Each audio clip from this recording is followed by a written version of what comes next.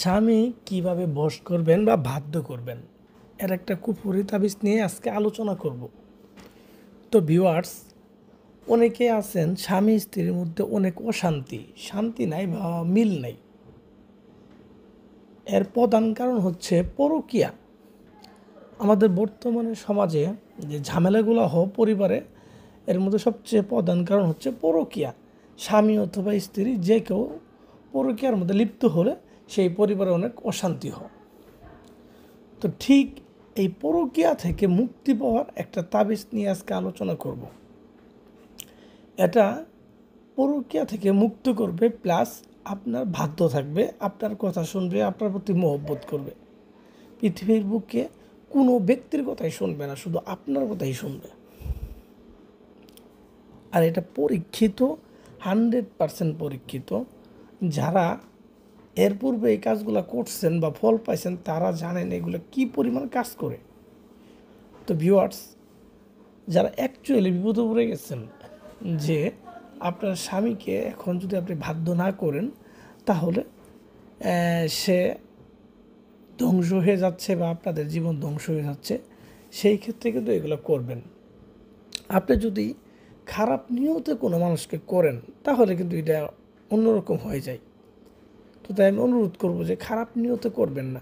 তা আমি বলবো না যে খারাপ নিয়তে করলে হবে না, বিষয়টা এরকম না, হবে। যেগুলো তাবিজ কাজ করে ওগুলো আপনি যেমনি করেন অমনিই হবে, হওয়া নিয়ে কোনো সমস্যা নেই, কাজ হওয়া নিয়ে কোনো সমস্যা নেই। এটা কিন্তু আপনার শুধুমাত্র স্বামী স্ত্রীর ক্ষেত্রে কাজ করবে, বিষয়টা এরকম না। এটা কোনো প্রেমিক প্রেমিকার জন্য করতে পারবেন, ছেলে অথবা মেয়ে দুইজনকেই করতে পারবেন, সমস্যা নেই। একজন ছেলে হয়ে মেয়েকে করতে পারবেন, একজন মেয়ে হয়ে ছেলেকে করতে পারবেন, কোনো সমস্যা নেই, কাজ হবে। এবং এটা কার্যকর হবে 3 দিনের ভিতরে।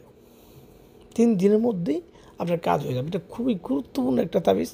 যদিও তাবিজটা অনেক ছোটো তাবিজ, কিন্তু আসলে এটার ওই কথায় আছে না, ছোটো মরিচের ঝাল বেশি, ঠিক এরকম এই তাবিজটা খুব পাওয়ারফুল তাবিজ। এটা দিয়ে আমি পূর্ব অনেক কাজ বাজ করছি, অনেকেই করছে, কাজ হয়েছে আর কি। তো আশা করি আপনাদেরও কাজ হবে।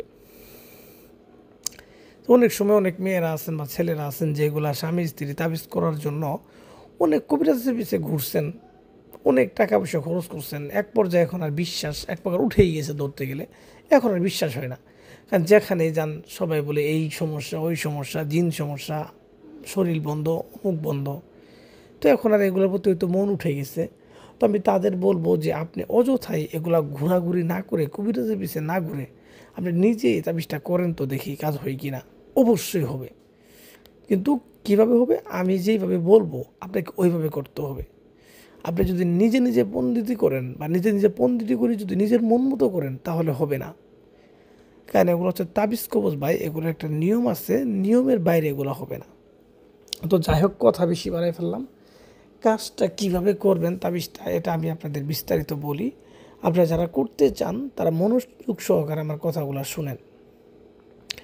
প্রথমত দেখেন স্ক্রিনে দেওয়া তাবিজটা, এটা ভালোভাবে একটু খেয়াল করেন। এই তাবিজটা আপনি মোবাইল থেকে লিখবেন না, এটা প্রথমত একটা ডায়েরিতে লিখে রাখবেন।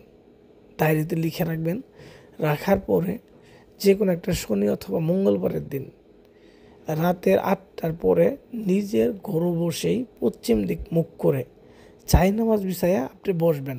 আমি একবার বিস্তারিত বলে দিয়েছি। জাই নামাজ বিছায়া আপনি পশ্চিম দিক মুখ করে বসবেন, সামনে আগরবাতি মোমবাতি এগুলো ধরাবেন, নিজের শরীরের মধ্যে সুগন্ধি মেখে নেবেন, আর আতর বা সুগন্ধি এইগুলা। তো এইগুলা মাখার পরে আপনি বসবেন, বসে তাবিজটা লেখা শুরু করবেন। যাকে করবেন, ছেলে হোক মেয়ে হোক, তার ব্যবহার করা কাপড়, যে কাপড়টা ধোয়া হয় নাই, ব্যবহার করছে কিন্তু কাপড়টা ধোয় নাই, ধুইলে পরে কিন্তু হবে না, মানে তার ওই কাপড়ের মধ্যে তার ঘাম বইরে আসছিল, শুকাই গেছে এরকম আর কি।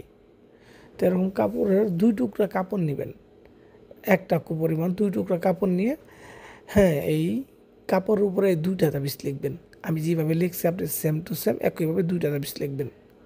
তো লেখার পরে দেখেন নিচে খেয়াল করে দেখেন নাম দেওয়া আছে, যেখানে নাম এবং বাবার নাম, এটা হচ্ছে ছেলের নাম, ছেলে বাবার নাম। আর যেখানে নাম এবং মেয়ের নাম, নাম এবং মায়ের নাম, ওই জায়গায় হবো মেয়ে এবং মেয়ের মায়ের নাম। মানে ছেলের ক্ষেত্রে বাবার নাম, মেয়ের ক্ষেত্রে মায়ের নাম। এই নামগুলো সুন্দরভাবে লিখে দেবেন।